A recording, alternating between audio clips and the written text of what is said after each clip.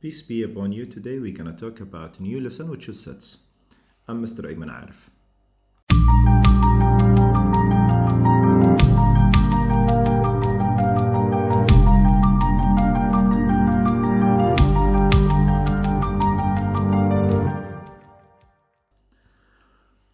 This is the general idea behind set, which is a collection of numbers or objects. Here we have a set which is group of something.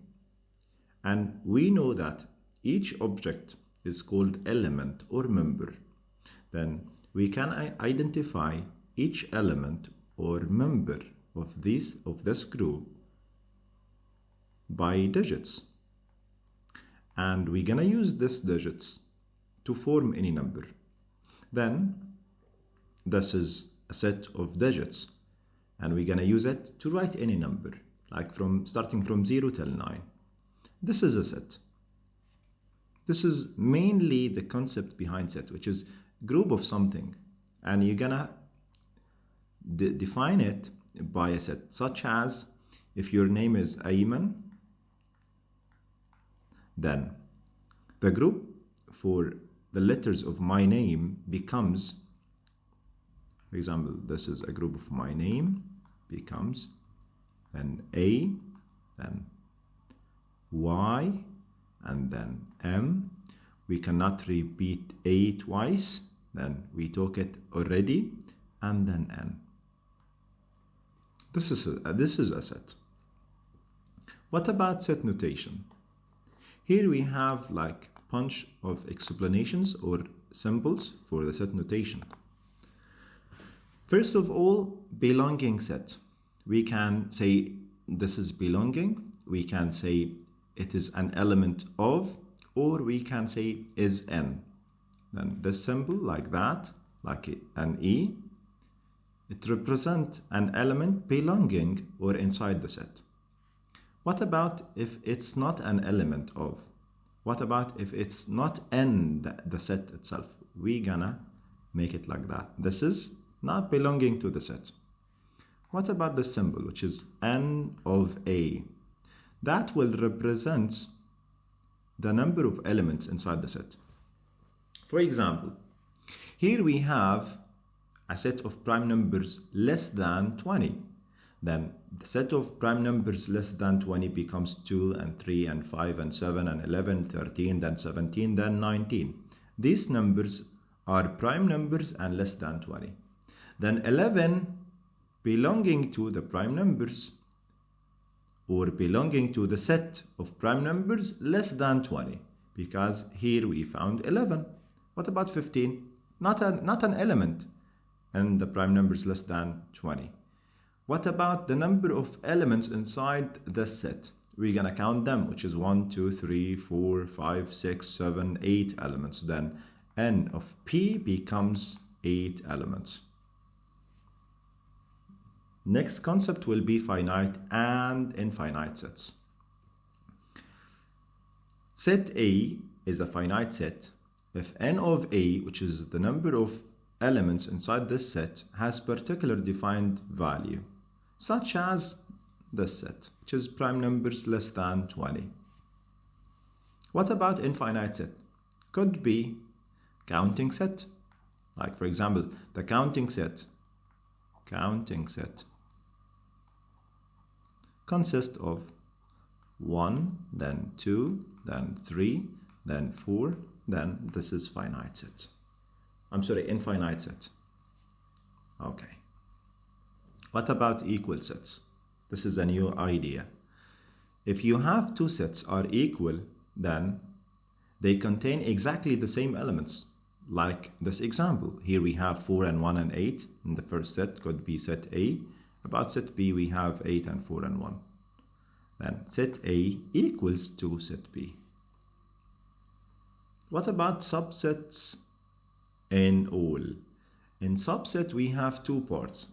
Subset, if A is a subset of B, that means every element of A is also an element of B. And we're gonna write A subset B. That means every element in B should be, each element in or every element in A should be in B, by the way. For example, this is an example. If A consists of 2 and 4 and 6, and set B consists of even numbers starting from 2 for sure, then 2 and 4 and 6 and 8 and so on, then every element of A is also an element of B. Then we're gonna define it as A will be subset of B, because 2 and 4 and 6 are also elements in set B. What about proper set? Proper subset. Proper subset, that means A cannot be equal to B. Cannot be.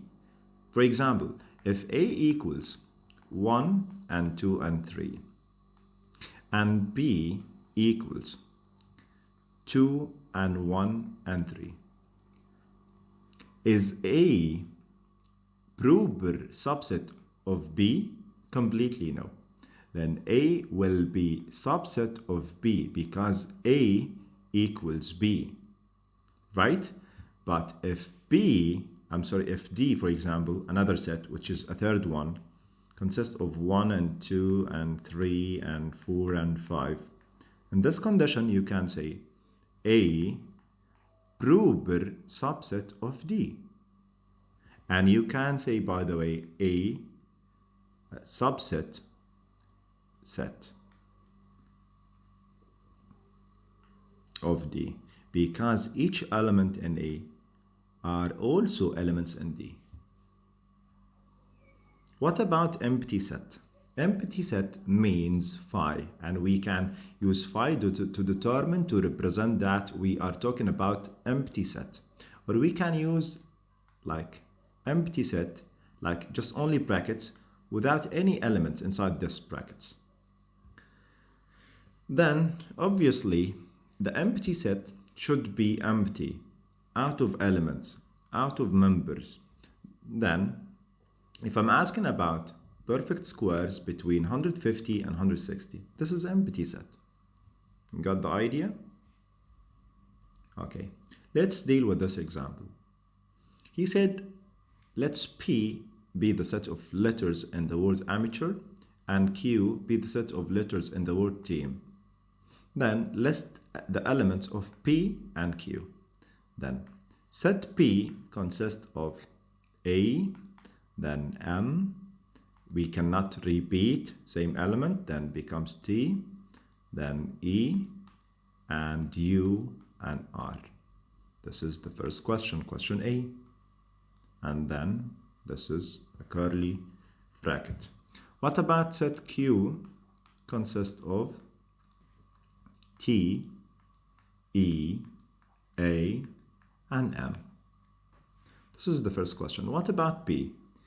Here he asked about n of P, which is the number of elements inside this set. N of P consists of 1, 2, 3, 4, 5, 6, and 6 elements. What about n of Q?